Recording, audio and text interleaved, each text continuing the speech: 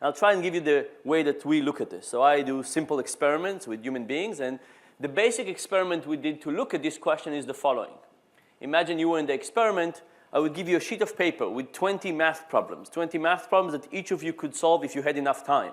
I would pass it along. I would say you have 5 minutes, solve as many of those as you can. I'll give you $1 per question. You would go ahead, you would work as fast as you can. When the 5 minutes are over, I would say, please stop, put your pencil down, and count how many questions you got correctly. Now that you know how many questions you got correctly, please go to the back of the room and shred your piece of paper. And now come back to the front and tell me how many questions you got correctly. Most people do this. They come and they say, we solved 6 problems. They get paid $6. What the people in our experiments usually don't know, actually they never know, is that the shredder has been fixed. So the shredder only shreds the sides of the page, but the main body of the page remains intact. I can jump inside and I can find out how many questions they really solved correctly. What do we find? Vast majority of the people solve 4 problems and reporting to be solving 6. Now, we've run this experiment on about 30,000 people so far. And from these 30,000 people, we found 12 that were big cheaters. Right? And we lost about $150 to them. We found 18,000 people who were little cheaters, and we lost 36,000 to them. And I think this is actually a good comparison, right? There are some big cheaters out there, but are incredibly few. And there's a tremendous amount of little cheaters. But because there's so many of them and things are so frequent, the financial devastation of that second activity is much higher. Now, how do we think about this dishonesty? There's lots of factors that get our ability to cheat more and our ability to cheat right can fluctuate, but I want to tell you 2 kind of mechanisms that change that.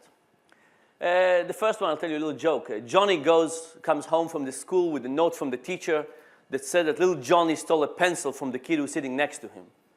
And Johnny's father is furious, and he says, Johnny, I'm embarrassed and humiliated. You never, never, never steal a pencil from the kid who's sitting next to you. You're grounded for 3 weeks and just wait until your mother comes. And besides, Johnny, if you need a pencil, you know very well you could just say something. You could just mention it, you can point it out, you can ask me, and I can bring you dozens of pencils from work.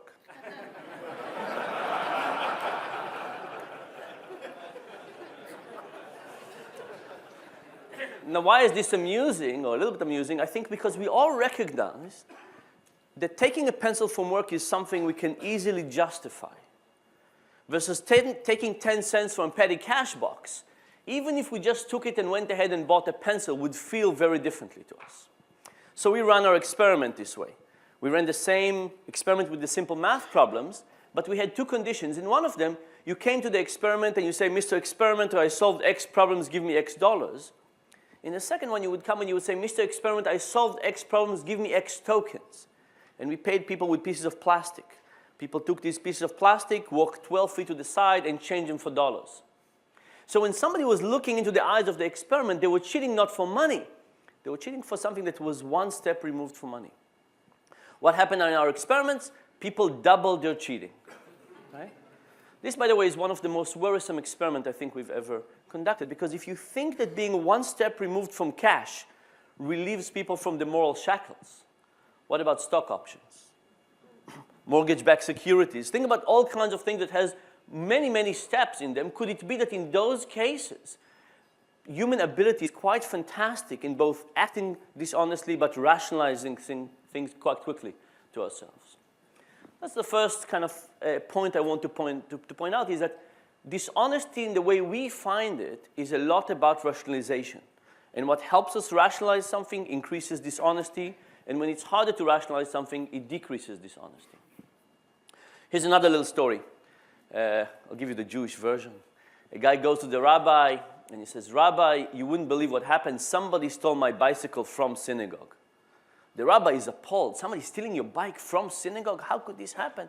He said, come next week to synagogue back and sit in the front row. And as we go over the 10 Commandments, turn around and look at everybody in the eyes. And when we get to thou shalt not steal, see who can't look you in the eyes, that's your criminal. The guy comes back the next week, sit in the front row, turns around, look at everybody else during the 10 Commandments. He comes back to the rabbi at the end of the services and says, Rabbi, You wouldn't believe it. It worked like a charm. The moment we got to thou shalt not commit adultery, I remember why I left my bike.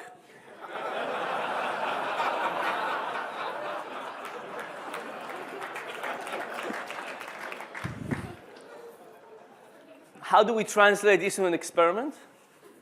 We went to UCLA and we asked about 500 students to try and recall the 10 Commandments. By the way, none of them could. It was interesting by itself. They made up all kind of new commandments. But after just trying to remember the 10 Commandments, we gave them the same task in which they could cheat. What happened? Nobody cheated. Now, it wasn't as if the people who remembered many commandments didn't cheat and the people who remembered a few commandments cheated. Nobody cheated. That basically suggests that once you get people to consider their own moral code, we basically kind of reduce the flexibility by which we could justify all kinds of moral behavior.